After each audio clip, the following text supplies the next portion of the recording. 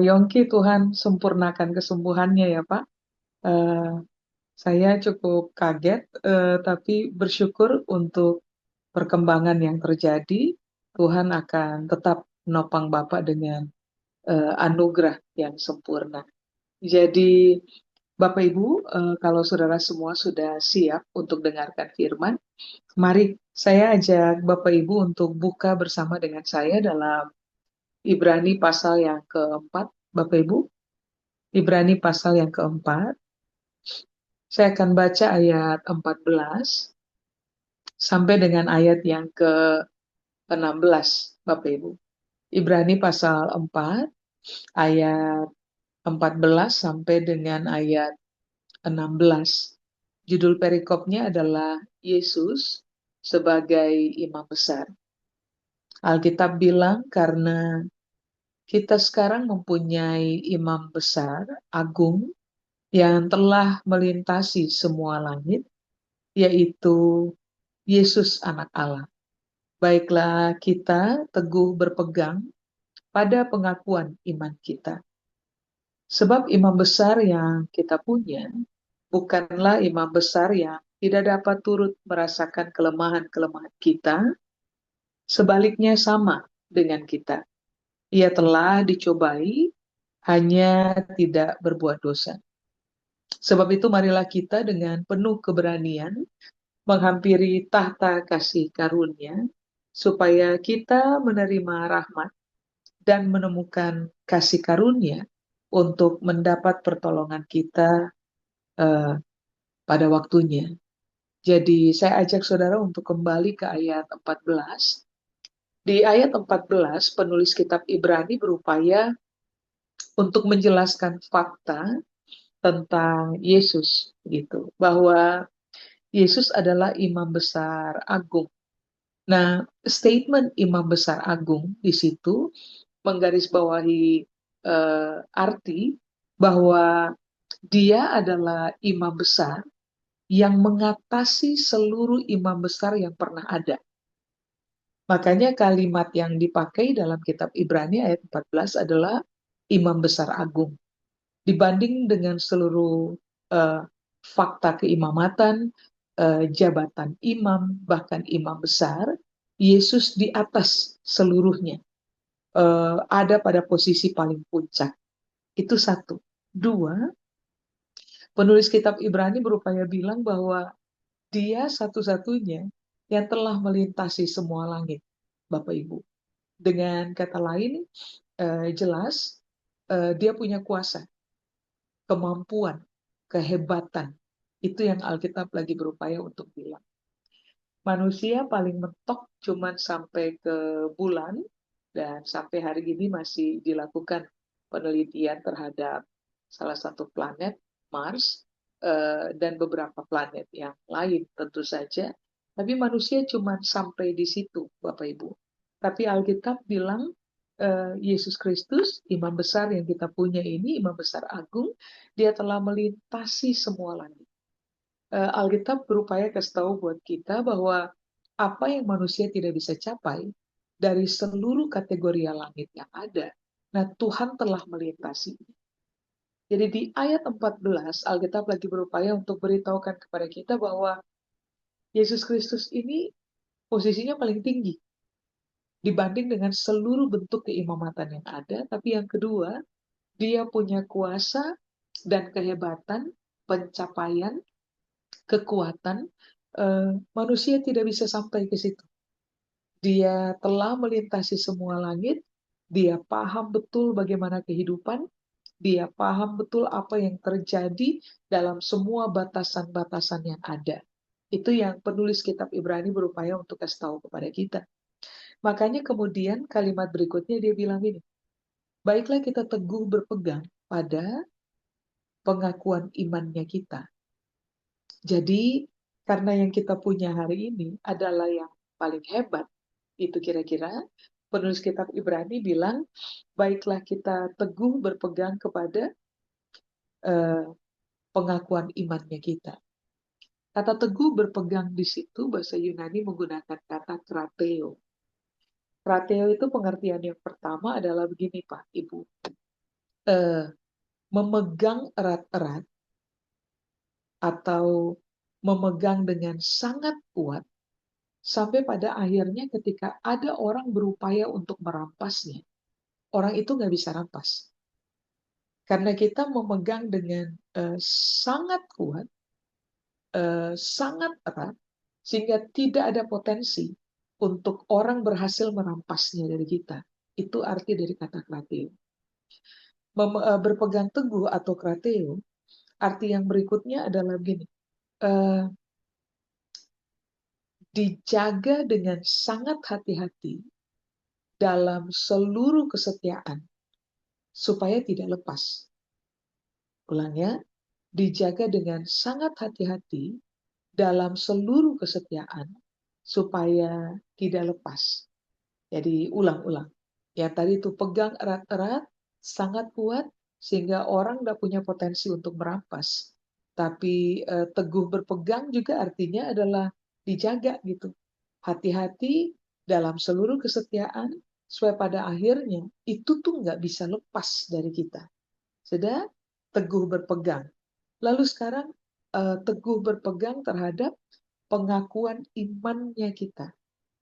Pengakuan iman, bahasa Yunani menggunakan satu kata saja, homologia. Homologia atau pengakuan iman, itu artinya adalah ini, menjadikan Kristus sebagai hak milik. Jadi Alkitab lagi bilang, Kristus harus menjadi kepemilikan buat kita. Hak miliknya kita. Di apa ya, milik yang karena ini berharga, kita akan pegang erat-erat dengan seluruh kekuatan yang kita punya, sehingga orang tidak rampas Yesus dari kita. Yesus adalah miliknya kita akan jaga baik-baik dalam seluruh kesetiaan. Sehingga Yesus yang ini nih tidak terlepas aja dari hidupnya kita. Karena memang kita menjaga dengan sangat baik dalam seluruh kesetiaan. Jadi ini yang kemudian saudara dan saya perlu mempertimbangkannya. Apakah sampai hari ini bagi kita Kristus adalah miliknya kita enggak? Yang kita pegang erat-erat. Sedang pengakuan iman, homologia, itu arti yang kedua adalah begini. Berjanji untuk whatever takes, apapun yang terjadi, tidak akan menyangkal. Itu pengakuan iman, homologia. Ulang.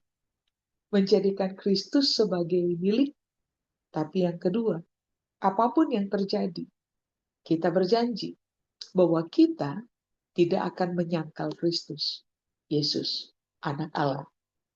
Jadi dengan kata lain, penulis kitab Ibrani di ayat 14 itu lagi bilang bahwa sehebat itu Kristus yang kita punya, itu seberkuasa itu, sekuat itu dia, setinggi itu dia.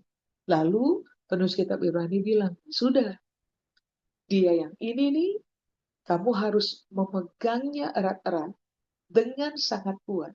Karena dia adalah kamu punya milik.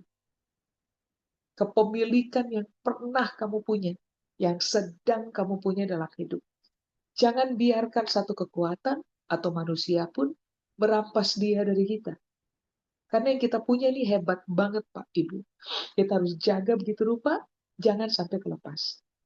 Lalu karena dia sehebat itu, Alkitab lagi berupaya untuk bilang kepada kita, jagalah dalam seluruh kesetiaan bahwa apapun yang terjadi dalam hidup saudara dan saya, kita tidak akan lepaskan yang satu ini, Yesus Kristus. Nah, itu makna dari ayat 11. Nah, supaya pada akhirnya saudara dan saya berani menjadikan Kristus sebagai hak milik atau kepemilikan dalam hidupnya kita, menjaga dalam seluruh kesetiaan supaya kita nggak sangkal dia, kita nggak lepaskan dia. Nah, ini yang Alkitab bilang, sadari dulu dia siapa. Kalau saudara dan saya tidak tiba kepada kesadaran solid tentang betapa hebatnya dia, Imam Besar Agung, posisinya mengatasi seluruh imam yang ada, posisinya lebih tinggi dari segala sesuatu, dia berpengalaman, dia punya kuasa, dia mengetahui segala sesuatu, mencapai apa saja. Kalau kita tidak paham sehebat itu dia, maka saudara dan saya akan tidak melihat Kristus sebagai pribadi yang berharga, yang menjadi milik kita, yang kita akan pegang erat-erat supaya jangan ada yang rampas dari kita, lalu kita akan berupaya jaga dalam seluruh kesetiaan, supaya jangan kita sangkal dia. Makanya garis bawahi, kesadaran mengenai siapa Kristus harus dibangun solid di dalam kita. Supaya pada akhirnya Alkitab bilang begini, saudara dan saya ditemukan sebagai orang-orang yang berpegang teguh atau teguh berpegang kepada pengakuan imannya kita. Amin. Lalu sekarang mari kita lihat di ayat yang ke-15. Sudah, hal yang pertama, kita perlu tahu Tuhan siapa, menjadikan Tuhan sebagai hak milik, pegang erat-erat, whatever takes, jangan lepaskan dia, atau jangan sangkal dia. Nah yang kedua, ayat 15, mari lihat. Alkitab bilang, sebab imam besar yang kita punya, bukan imam besar yang tidak dapat turut merasakan kelemahan-kelemahan kita. Ya ayat 15 tuh Alkitab lagi bilang, Yesus yang satu ini, dia adalah tipikal pribadi yang bisa merasakan kita punya kelemahan. Kalimat berikutnya, sama dengan kita. Karena dia pernah hadir di bumi menggunakan tubuh kemanusiaan. Jadi dia paham betul apa yang dimaksud dengan kelemahan-kelemahan. Alkitab bilang, sama dengan kita. Ia pun dicobai. Perbedaan dengan kita adalah dia tidak berbuat dosa, kita berbuat dosa. Nah, Alkitab bilang, ternyata dalam kehidupan as a human being, saudara dan saya memiliki yang disebut dengan kelemahan-kelemahan.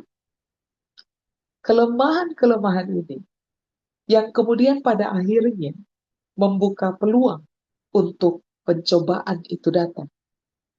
Karena target dari pencobaan-pencobaan yang datang dalam saudara dan saya punya hidup adalah saudara dan saya harus ada pada posisi berbuat dosa. Ulangnya, kita manusia, darah dan daging, kaki masih injak tanah, punya beragam kelemahan.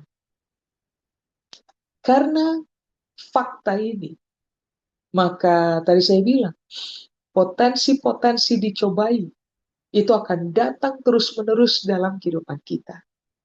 Targetnya satu saja, saudara dan saya harus berbuat dosa. Itu target. Sudah, kita bilang, Yesus dicobai. Bedanya, dia tidak berbuat dosa.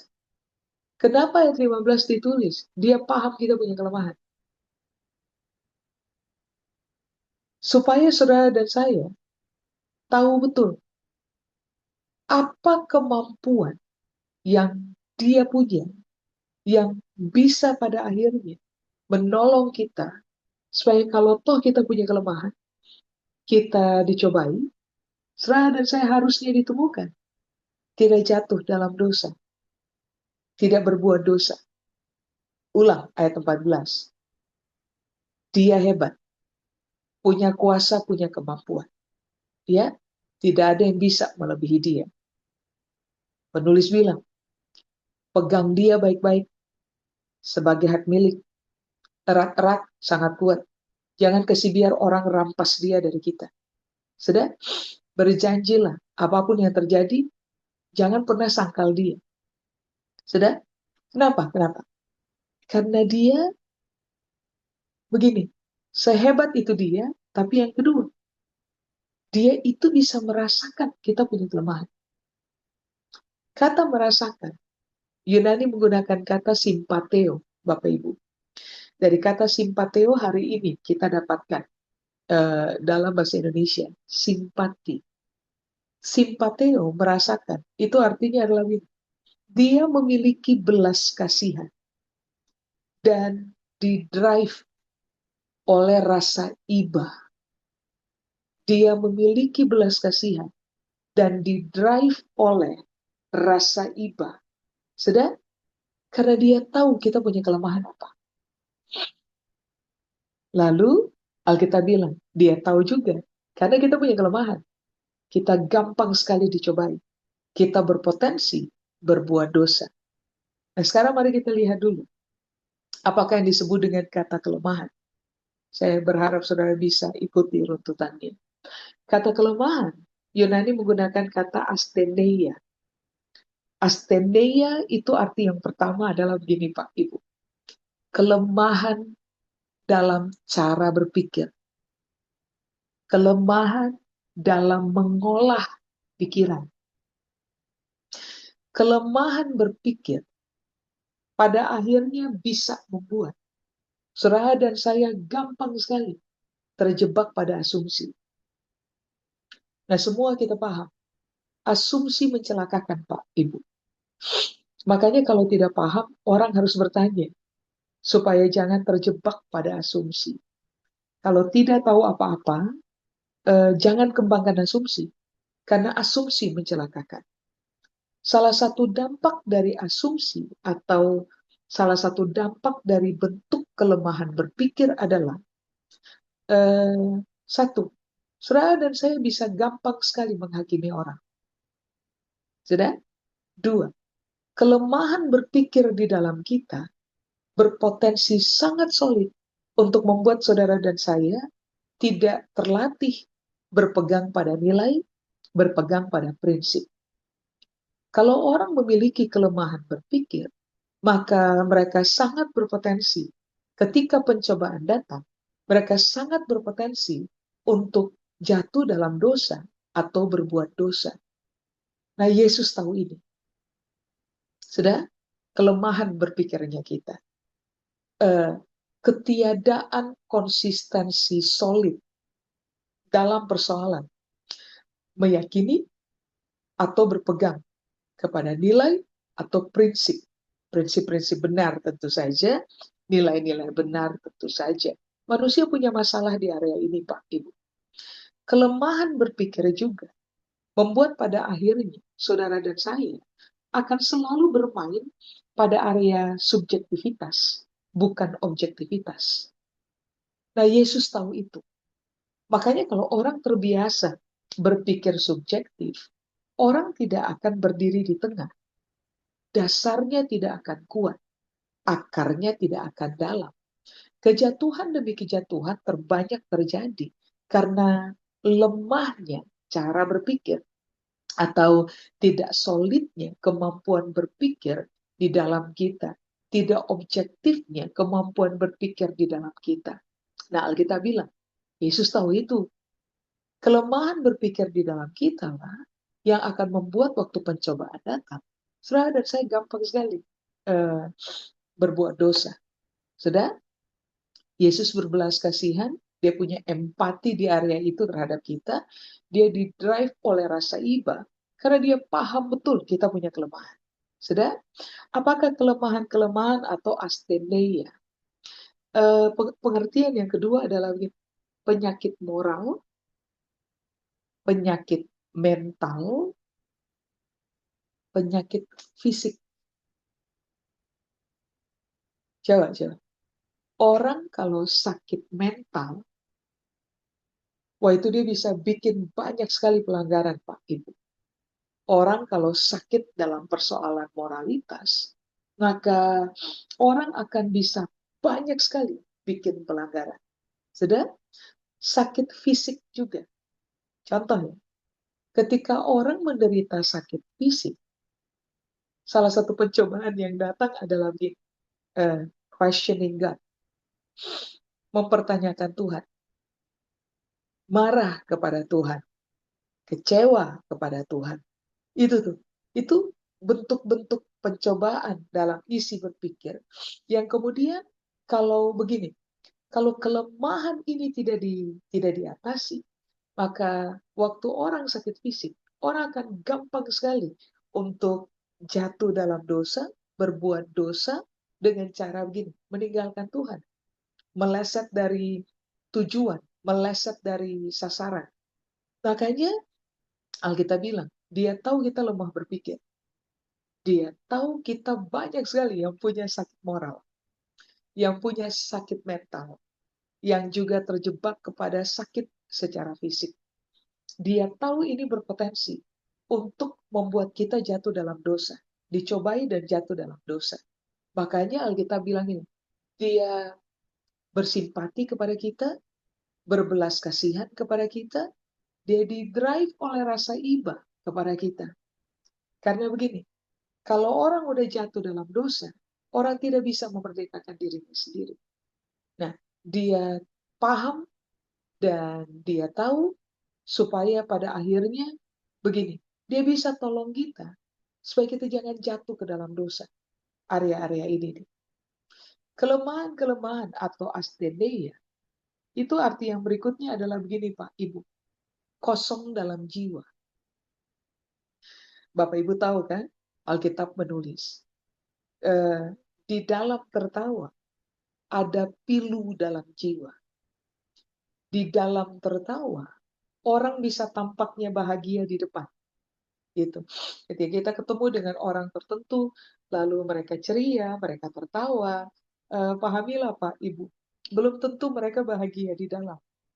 Belum tentu mereka content di dalam, penuh di dalam.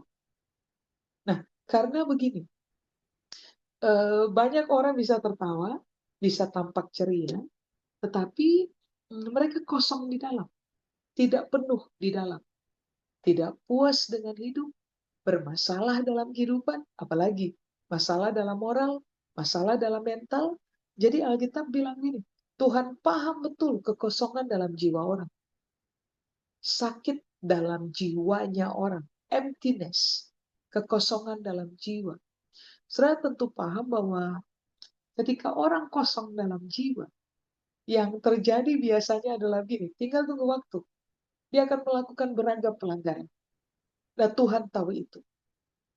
Asthenia, arti yang lain adalah gini, kerapuhan, rapuh, tidak cukup kuat dalam hidup. Tuhan tahu manusia rapuh.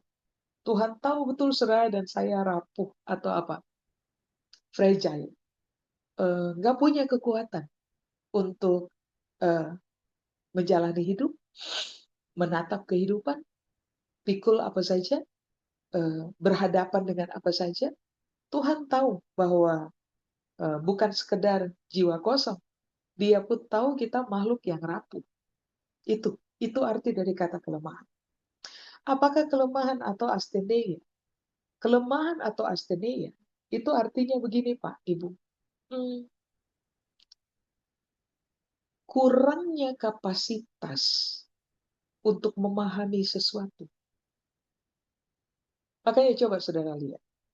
Ada orang jumlah usianya sudah banyak, tapi hidupnya masih kekanak-kanak. Ada orang yang jumlah usianya belum terlalu banyak, tapi kita bisa menemukan orang-orang ini ternyata dewasa, menjauh dari kekanak-kanakan. Ini dipicu oleh apa coba? Salah satunya adalah ketika orang mulai terbiasa memiliki kapasitas atau kemampuan untuk memahami proses hidup, pembelajaran dalam hidup, memahami kebenaran yang diwahyukan kepada mereka. Sebanyak orang, rupanya kata kelemahan artinya ini, hidup ini banyak proses. Dalam kehidupan kita dididik. Dalam firman Allah kita dididik. Tapi karena orang punya kelemahan, orang miskin dalam begini, orang tidak memiliki kapasitas yang solid untuk memahami proses belajar, pembelajaran dalam hidup tiap hari maupun dalam apa yang Alkitab ajarkan. Maka yang terjadi adalah orang berpotensi untuk gampang dicobai sehingga pada akhirnya mereka berbuat dosa. Sedang, apakah kelemahan? Kelemahan itu artinya adalah begini Pak, Ibu. Tidak memiliki kapasitas untuk melakukan hal-hal besar. Coba, ini kelemahan. Orang yang tidak atau kurang memiliki kapasitas untuk melakukan hal-hal besar. biasanya kemudian mereka akan terproyeksi kepada bukan hal-hal inti dalam hidup. Proyeksinya adalah kepada hal-hal yang bersifat aksesoris. Sehingga pada akhirnya karena kita tidak terfokus kepada hal-hal inti yang menggiring kita kepada kemampuan atau kapasitas untuk melakukan hal-hal besar, apa yang kemudian terjadi adalah karena perhatian kita terhisap sepenuhnya kepada hal-hal aksesoris, maka kita sangat berpotensi untuk jatuh aja dalam dosa. Nah itu Alkitab ajar Pak, Ibu. Contoh sederhana ya, contoh paling sederhana. Eh, Daud tidak terfokus kepada persoalan inti. Dia mainkan persoalan aksesoris. Apa yang kemudian dia kerjakan bukan hal besar. Yang dia kerjakan adalah merancang supaya Uria ditempatkan di garis depan dalam pertempuran, karena dia punya target, istri Uria dia harus dapat. Nah, itu kelemahan. Kapasitas yang tidak ada untuk melakukan hal-hal besar, karena memang terfokus aja kepada semua bentuk aksesoris. Itu kelemahan. Nah, apakah kelemahan atau asteneia? Kelemahan atau asteneia itu artinya adalah uh, tidak memiliki kekuatan untuk menahan keinginan merusak diri sendiri. Berarti Alkitab lagi bilang, manusia punya potensi sangat besar untuk merusak dirinya mereka sendiri. Nah, masalahnya adalah karena kita tidak sadar fakta ini, sehingga pada waktu orang punya hidup rusak, diri orang rusak, mereka marah pada Tuhan. Padahal Alkitab bilang, itu kamu punya kelemahan. Saudara dan saya punya kelemahan. As a human being. Kita punya kelemahan. Kita punya kelemahan adalah kita tidak punya kekuatan untuk menahan keinginan-keinginan untuk merusak diri sendiri. Dan Tuhan paham itu. Tidak? Makanya ada banyak orang rusak diri sendiri. Contoh, minum minuman keras, berlebihan, terus-menerus, sampai rusak diri. Terjebak pada drugs, terus-menerus, sampai rusak diri. Terjebak kepada kebebasan seksualitas. Sehingga pada akhirnya rusak diri. Nah, itu kelemahan. Pencobaan datang, kita berpotensi untuk berbuat dosa. Nah, apakah yang disebut dengan eh, kelemahan atau asteneia? Pengertian yang berikutnya adalah gini, eh, tidak memiliki kekuatan untuk berhadapan dengan masalah, tekanan, proses berat, aniaya dalam hidup. Tidak punya kekuatan. Makanya banyak orang menyerah dalam hidup. Berhenti di tengah jalan. Lari dari masalah. Tidak mau pusing dengan orang. Tidak mau pusing dengan masalah. Menyerah aja dalam tekanan-tekanan kehidupan. Nah, kenapa itu terjadi? Karena itu fakta tentang kita, Pak Ibu. Itu kelemahan kemanusiaan. Nah, Tuhan tahu itu. Dia tahu betul kalau ini tidak dibantu, kitanya nggak dibantu, kita berpotensi hebat untuk jatuh dalam dosa, berbuat dosa. Makanya tadi kenapa saya ulang di ayat 14, penulis kitab Ibrani lagi bilang, kamu harus tahu kamu punya siapa dalam hidup. Yesus Kristus yang berbelas kasihan pada kamu, yang didrive oleh rasa iba, waktu dia paham betul bahwa kita punya kelemahan, yang berpotensi untuk membawa kita jatuh dalam dosa atau berbuat dosa. Nah, tadi di ayat 14, penulis kitab Ibrani bilang ini, kamu harus menjadikan dia sebagai hak milik. Dia itu pribadi sangat hebat. Jangan lepaskan dia, jangan sangkal dia. Saya kasih contoh, Pak, Ibu. Waktu kita tampaknya kuat dan hidup baik-baik saja, orang bisa menerima kita. Gampang sekali, kan?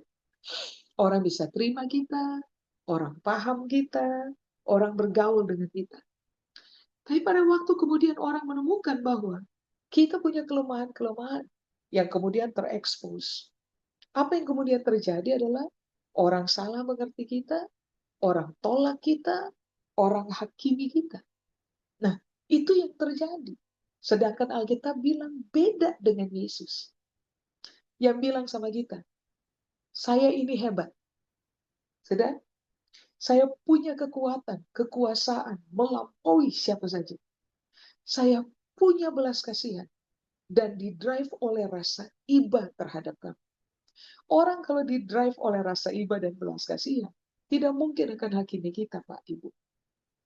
Tidak mungkin akan meninggalkan kita. Tidak mungkin akan lepaskan kita. Orang yang didrive oleh belas kasihan dan rasa iba, ketika mereka bertemu dengan kelemahan-kelemahan yang mereka tahu betul dalam kita, yang mereka tahu betul bisa menggiring kita kepada tindakan berbuat dosa, model yang kayak gini nih, Kristus ini tidak mungkin lepaskan kita. Tidak mungkin.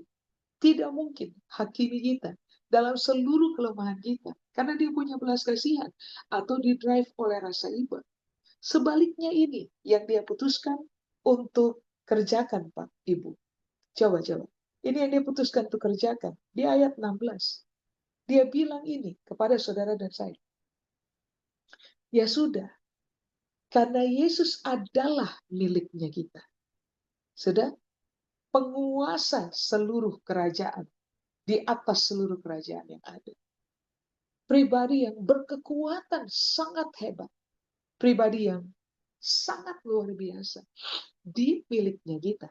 Sudah berbelas kasihan pada kita, didrive oleh rasa iba pada kita, karena kita punya kelemahan. Dia nggak mau kita jatuh dalam dosa. Makanya di ayat 16 penulis kitab Ibrani bilang ini, ya sudah, kamu tahu tentang dia. Dia adalah kamu punya milik.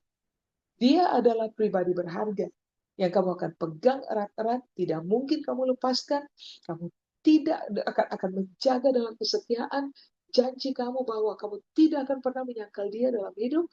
Nah, penulis kitab Ibrani bilang gini, ya sudah, datangi dia. Ngapain? Dengan penuh keberanian, menghampiri tata kasih karunia. Coba.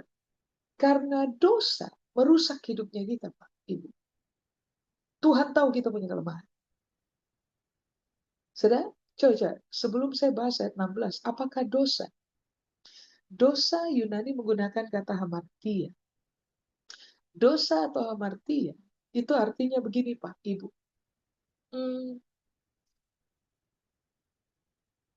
Kegagalan mencapai tujuan. Miss the point, miss the target. Kegagalan mencapai tujuan. Salah sasaran. Salah mencapai target. Itu dosa.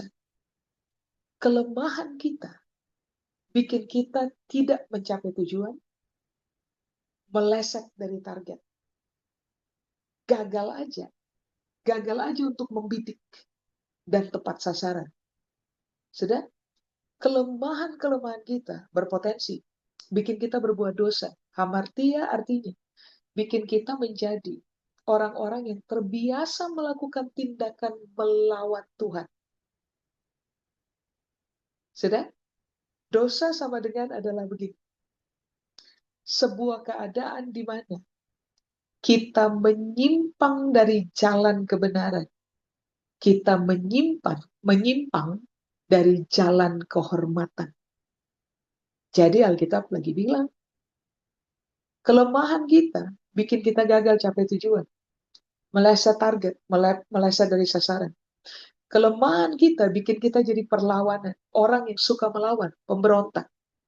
Kelemahan kita berpotensi untuk membuat saudara dan saya menyimpang aja dari jalan kebenaran. Menyimpang aja dari jalan kehormatan. Sehingga membuat kita tidak terlatih sebagai orang benar. Tidak terlatih sebagai orang terhormat. Kebiasaan yang terjadi adalah kita terbiasa bikin salah. Itu dosa. Makanya di ayat 16, penulis kitab Ibrani bilang ini, ya sudah, kamu tahu kan, bahwa dalam hidup kalau kamu meleset dari tujuan, hidupmu setengah mati. Dalam hidup kalau kamu meleset dari sasaran, hidupmu bakal setengah mati. Kamu tidak capai target, hidupmu bakal setengah mati. Kalau kamu tahu bahwa dalam hidup, kamu terbiasa melawan, memberontak, di bagian akhir, hidup pasti setengah mati. Kalau kamu tidak hidup dalam kebenaran, kamu punya hidup pasti setengah mati. Kalau kamu tidak hidup terhormat, terbiasa bikin kesalahan, One day at a time.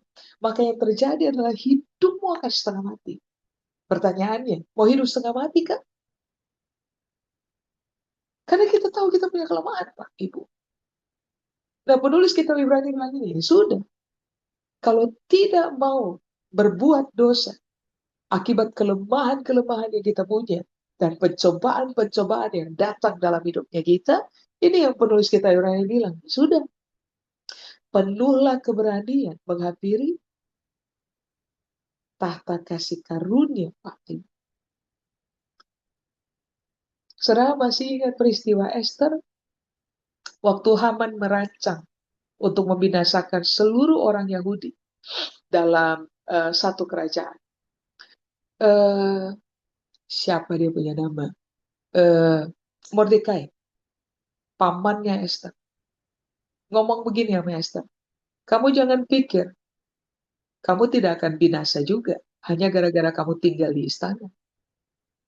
Lalu Mordekai bilang sama Esther, ini masalah Haman, kita harus bereskan. Kira-kira begitu. Lalu Esther bilang, ya sudah, maklumkan kepada seluruh orang Yahudi untuk berpuasa. Nanti saya setelah hari puasa selesai, setelah hari ketiga, kalau saya tidak salah ingat, saya akan menghampiri raja. Saudara tahu bahwa itu adalah tindakan sangat berani yang Esther putuskan tuh. Karena di zaman Esther hidup, ada aturan main, Pak, Ibu. Kalau orang tidak dipanggil oleh raja, lalu dia tiba-tiba muncul aja menghadap raja, aturannya cuma satu, harus mati. Karena nggak dipanggil. Tapi Esther memberanikan diri dengan taruhan nyawa. Dia beranikan diri menghampiri raja. Muncul di depan raja tanpa dipanggil. Lalu Alkitab bilang ini, waktu Esther menampilkan dirinya di hadapan raja, menghampiri raja hari itu, Alkitab bilang ini, raja mengulurkan tongkat. Itu tanda pemberian kasih karunia. Sehingga hari itu Esther tidak mati. Jadi penulis kitab Ibrani bilang ini, ya sudah, dengan seluruh keberanian, hampiri tata kasih karunia.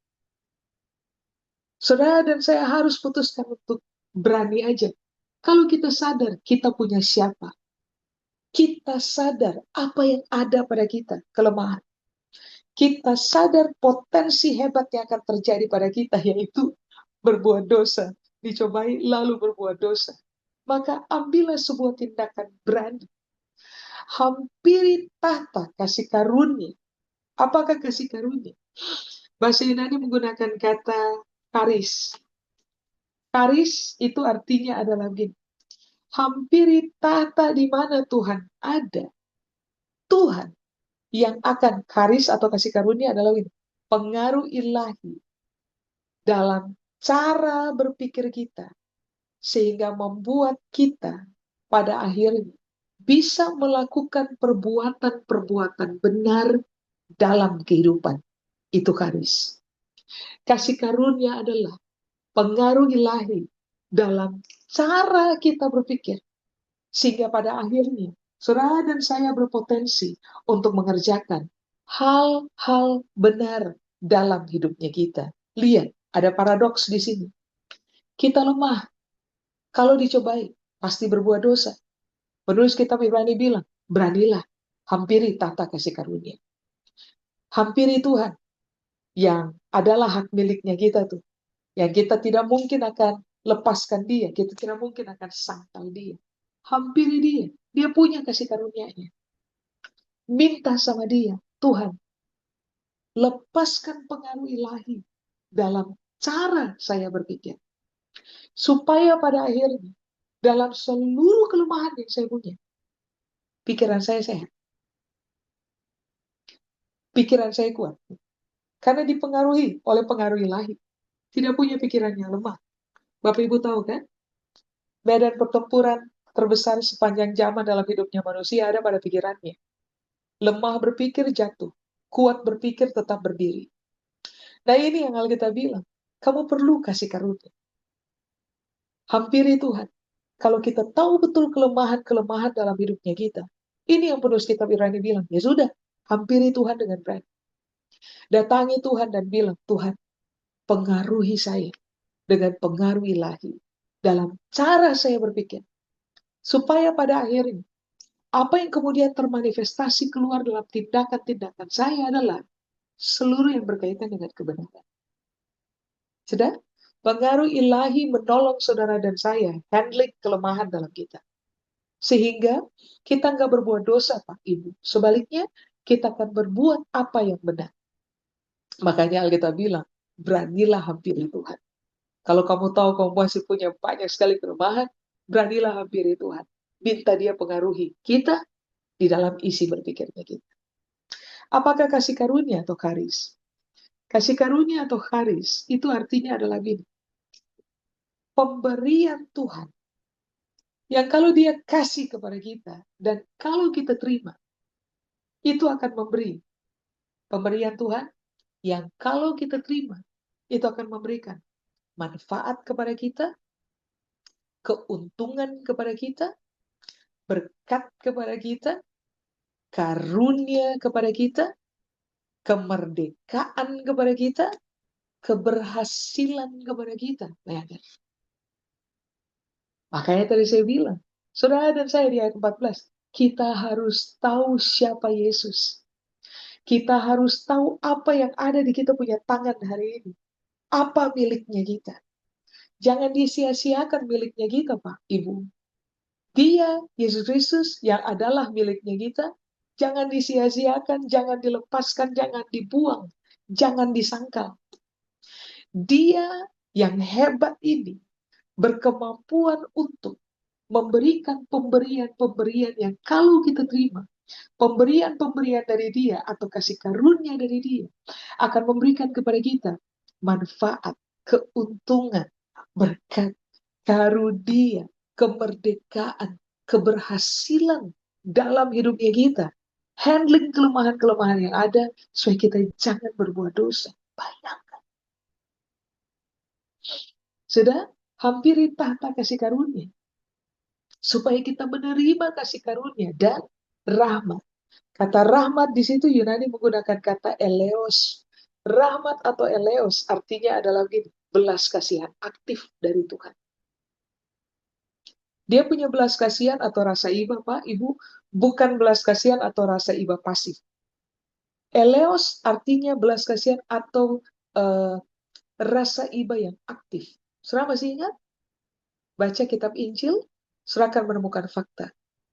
Setiap kali Yesus didrive oleh belas kasihan, hal berikutnya akan terjadi adalah mujizat. Perubahan dalam hidupnya orang. Yesus digerakkan oleh belas kasihan. Belas kasihan aktif. Kalau bergerak di dalam dia, itu namanya rahmat. Kalau belas kasihan aktif ini bergerak di dalam dia, termanifestasi dalam tindakan, maka yang terjadi dalam hidup saudara dan saya adalah perubahan dan mujizat.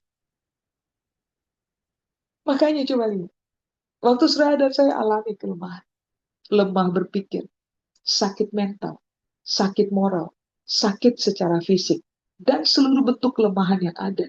Penulis kitab Ibrani bilang begini, beranilah datangi Tuhan.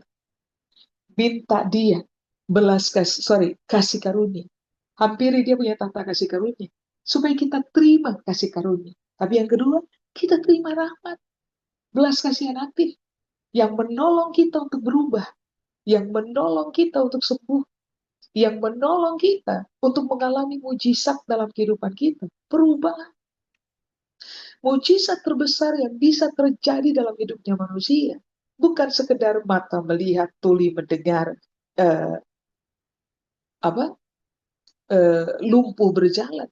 Mujizat terbesar dalam hidup manusia adalah saudara dan saya berubah. Perubahan kita adalah dari yang terbiasa karena kelemahan berbuat dosa menjadi terbiasa ditolong oleh Tuhan sehingga kita merdeka dari dosa. Itu mujizat hebat, Pak Ibu. Amin. Rahmat atau eleos itu juga artinya adalah ini, kebaikan hati Tuhan yang berkekuatan untuk memelihara kita. Memelihara kita dari apa? Memelihara kita di dalam kebenaran, supaya kita tidak berbuat dosa. Kebaikan hatinya Tuhan. Makanya Tuhan bilang, kalau kamu tahu siapa saya, kalau kamu tahu kamu punya kelemahan, kalau kamu tahu potensi apa yang akan terjadi dalam kamu punya kehidupan, yang akan kamu buat adalah kamu dengan sangat berani akan menghampiri tahta kasih karunia untuk menerima kasih karunia dan rahmat. Sudah?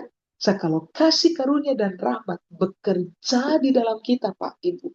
Alkitab bilang ini, saudara dan saya akan menerima pertolongan bagaimana? Pada waktu. Pada waktunya itu Yunani menggunakan kata eukairos. Eukairos pada waktunya itu artinya adalah ini, sesuai dengan musim. Yang kedua, pada waktunya artinya adalah gini, pada saat dibutuhkan. Kapan saudara dan saya butuh pertolongan?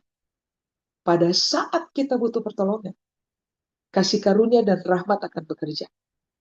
Sehingga waktu pencobaan datang, saudara dan saya tidak berbuat dosa. Pada musim-musim pencobaan tiba, kelemahan-kelemahan kita mulai berupaya untuk taking control. Nah, ini yang Alkitab bilang, beranilah kamu punya kepemilikan yang hebat. Kamu punya Yesus dalam hidup. Beranilah hampiri dia. Minta supaya pada akhirnya kamu menerima kasih karunia dan rahmat. Sehingga pada akhirnya, pada saat dibutuhkan, dalam musim yang ada, kamu menerima pertolongan. Saya terima pertolongan. Pertolongan untuk apa? Pertolongan untuk konsisten hidup benar. Pertolongan untuk apa? Pertolongan untuk tidak pada akhirnya ditemukan sebagai orang yang konsisten berbuat dosa. Ini yang kita berupaya ajar buat kita. Amin. Jadi apa sebenarnya yang kita pelajari hari ini? Sederhana saja. Saudara dan saya harus paham betul siapa Yesus yang kita punya dalam hidup. Dengan seluruh kehebatannya, dia paham kita punya kelemahan. Dia berbelas kasihan, dia punya rasa iba yang aktif. Dia pasti akan tolong kita dengan cara memberikan rahmat dan kasih karunia terus-menerus dalam hidup saudara dan saya, supaya pada akhirnya ketika pencobaan datang, saudara dan saya tidak berbuat dosa. Dengan kata lain, Alkitab bilang, rahmat dan kasih karunia yang Tuhan berikan kepada saudara dan saya, pertolongan yang Tuhan berikan kepada saudara dan saya, sesuai pada musimnya, sesuai pada saat saudara dan saya butuh. Target Tuhan adalah begini, supaya saya ulang, saudara dan saya tidak berbuat dosa, supaya saudara dan saya tidak meleset dari sasaran, supaya saudara dan saya tidak dikenal sebagai pemberontak-pemberontak, supaya saudara dan saya bisa mencapai tujuan dalam hidup, tujuan Tuhan dalam hidupnya kita. Supaya saudara dan saya akan dikenal sebagai orang-orang yang terlatih hidup dalam kebenaran. Supaya saudara dan saya akan dikenal sebagai orang-orang terhormat dalam hidup. Amin. Sudah, saya selesai, Bapak Ibu. Saya selesai. Saya berharap dengan perenungan kita hari ini, kita bisa memutuskan untuk terbiasa. Jangan lepaskan Tuhan, jangan sangkal Tuhan whatever takes. Waktu kita tahu kelemahan mulai berbicara kuat, hampiri tahta kasih karunia. Terima rahmat, terima anugerah. Tuhan pasti tolong kita, supaya kita berhasil dalam hidupnya kita, sampai kepada kekekalan. Amin. Mari kita berdoa, Pak. Tuhan Yesus, kami berdoa, biarlah seluruh kebenaran ini termaterai solid dalam pemahaman kami. Menolong kami pada akhirnya untuk menjadi pelaku-pelaku firman dan bukan pendengar saja. Kami berterima kasih karena Engkau adalah imam besar agung kami.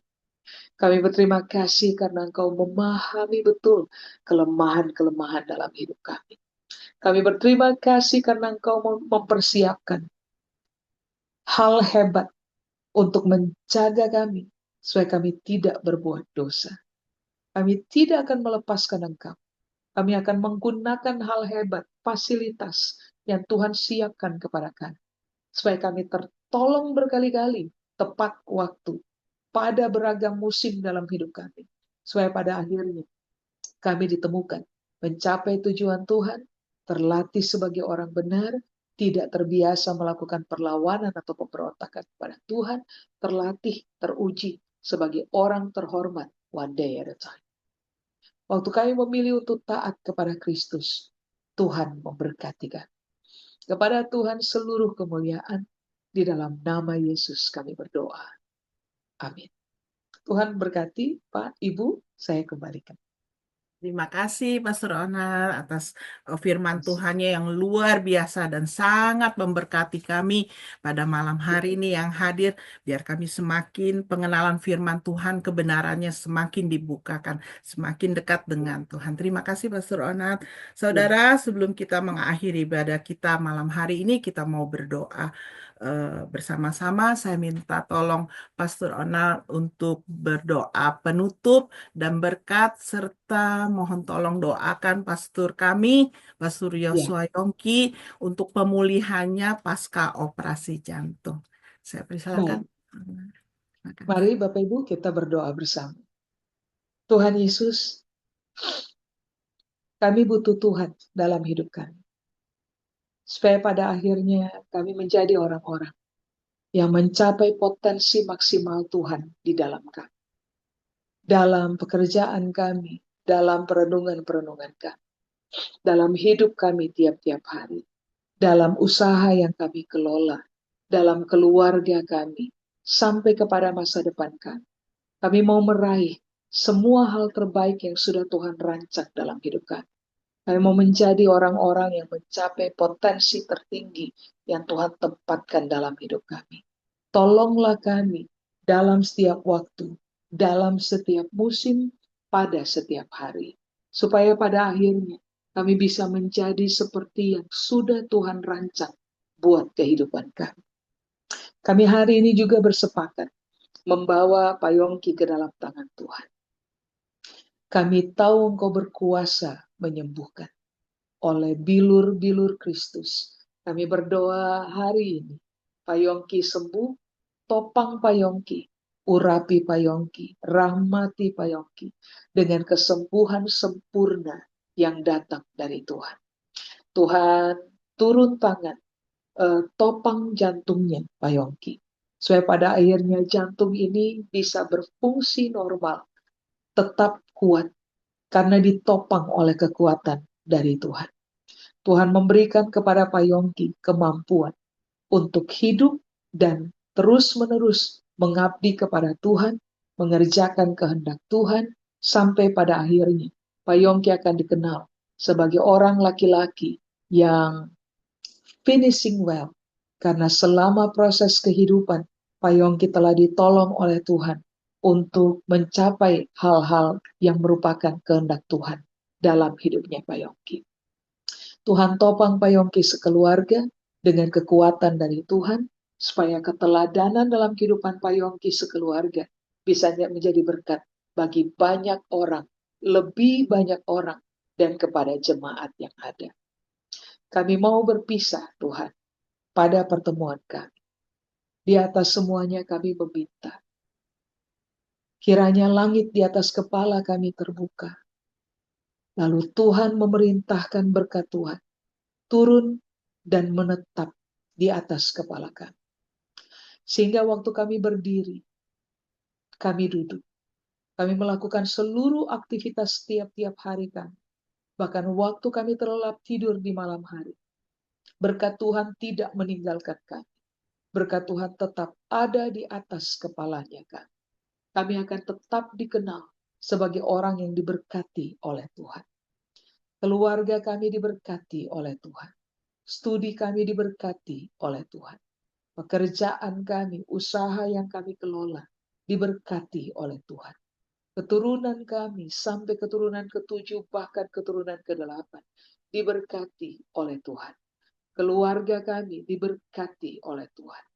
Tuhan menganugerahkan kepada kami hikmat, sehingga pada akhirnya kami berkemampuan untuk mengelola segala sesuatu dengan benar. Apa saja yang dikerjakan oleh tangan kami, ya Tuhan, buatlah berhasil, supaya orang bisa melihat bahwa Tuhan menyertai kami dalam langkah kehidupan kami. Perjalanan hidup kami ke depan, kiranya perjalanan yang terbiasa, dibuat oleh Tuhan berhasil dan beruntung. Seluruh Tuhan, hal benar, hal baik, berkat Tuhan untuk hidup kami. Hari ini, materaikan atas hidup kami. Tidak bisa dicuri, tidak bisa dirampas oleh siapapun. Termeterai atas hidup kami. Di dalam nama Bapa dan Putra dan Roh Kudus, yaitu di dalam nama Tuhan Yesus Kristus. Hari ini kami diberkati. Sampai Maranatha, kami tetap diberkati oleh Tuhan. Di dalam nama Yesus yang percaya, sama-sama kita berkata, amin.